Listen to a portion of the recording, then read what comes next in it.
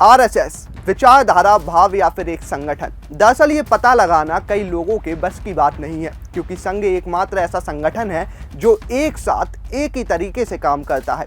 अगर सही शब्दों में कहें तो राष्ट्र निर्माण से लेकर राष्ट्र बचाव तक संघ की भूमिका काफ़ी ज़्यादा अहम है। अब वो कैसे, तो आइए जानते हैं। दरअसल ये साल यानी 2025 आरएसएस का शताब्दी वर्ष है। चलिए अब बात करते हैं इस खास मौके पर नागपुर में हुए ऐतिहासिक विजयादशमी उत्सव की। इस कार्यक्रम में आरएसएस प्रमुख मोहन भागवत ने शस्त्र पूजा की और कई बड़े मुद्दों पर अपना विचार भी रखा। साथ ही पीएम मोदी ने भी आरएसएस के योगदान पर अपनी बात रखी। नागपुर के रेशम बाग मैदान में विजयदशमी के मौके पर आरएसएस का भव्य कार्यक्रम आयोजित हुआ। इस कार्यक्रम में परंपरागत ढंग से शस्त्र पूजा की गई। मंच पर पारंपरिक और आधुनिक हथियारों का प्रदर्शन किया गया, जिसमें पिनाका MK1, पिनाका एनहांस, आधुनिक ड्रोन और अन्य हथियार शामिल थे। इस खास अवसर पर पूर्व राष्ट्रपति रामनाथ कोविंद, केंद्रीय मंत्री नितिन गडकरी और महाराष्ट्र के मुख्यमंत्री देवेंद्र फडणवीस मौजूद थे। संघ के लिए ये दिन इसलिए और खास था क्योंकि इस साल आरएसएस ने अपनी स्थापना के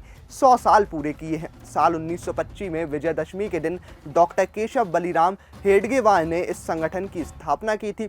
तब से लेकर आज तक संघ लगातार समाज सेवा और राष्ट्र निर्माण के कार्यों से जुड़ा हुआ है। आज संघ की 83,000 से ज़्यादा शाखाएं पूरे देश में सक्रिय हैं और नागपुर के कार्यक्रम में 20 से 21,000 स्वयंसेवक मौजूद रहे।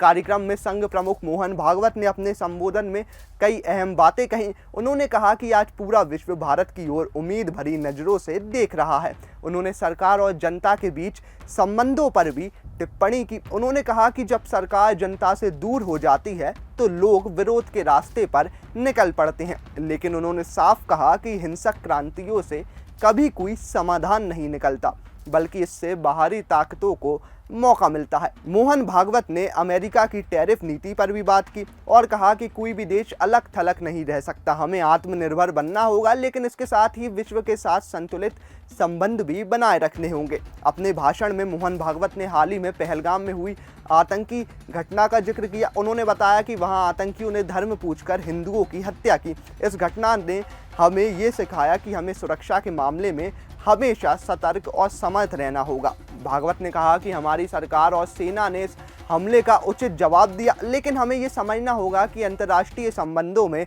संतुलन बनाते हुए अपनी सुरक्षा को सर्वोच्च प्राथमिकता देनी होगी। इस अवसर पर मोहन भागवत ने गुरु तेग बहादुर जी के बलिदान, महात्मा गांधी और लाल बहादुर शास्त्री की जयंती का भी स्मरण किया। उन्होंने कहा कि इन महान विभूतियों ने हमें भक्ति, बलिदान और देश सेवा का अद्भुत उदाहरण दिया। उन्होंने ये भी कहा कि अगर हम एक आदर्श देश चाहते हैं तो पहले हमें खुद को वैसा ही बनाना होगा, यानी हमें राष्ट्र निर्माण में अपनी व्यक्तिगत जिम्मेदारी भी निभानी होगी। पीएम मोदी ने आरएसएस के 100 साल पूरे होने पर एक विशेष लेख लिखा। उसमें उन्होंने संस्थापक डॉक्टर हेडगेवार को श्रद्धांजलि अर्पित की और कहा कि संघ का मुख्य लक्ष्य हमेशा से देश का विकास रहा है। पीएम मोदी ने याद दिलाया कि स्वतंत्रता संग्राम में भी संघ के कार्यकर्ताओं ने भाग लिया और कई बार जेल गए। इसके अलावा उन्होंने 1984 के सिख दंगों का भी जिक्र किया और बताया कि उस समय आरएसएस कार्यकर्ताओं ने सिख परिवारों को अपने घरों में शरण दी थी।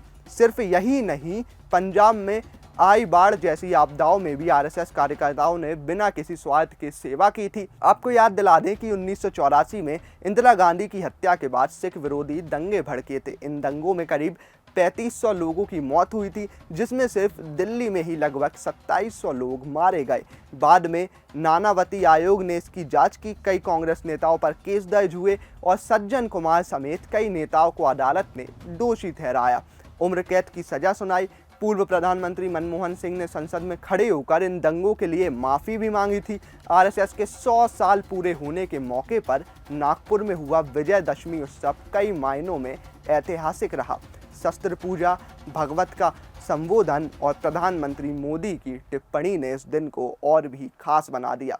आज जब दुनिया भारत की ओर उम्मीद में देख रही है, ऐसे में सवाल यही है कि क्या आने वाले सालों में भारत वास्तव में वो नेतृत्व कर पाएगा जिसकी उम्मीद पूरी दुनिया कर रही है। वीडियो अच्छा लगा हो तो लाइक कीजिए, शेयर कीजिए और कमेंट बॉक्स में हमें ज़रूर बताइए।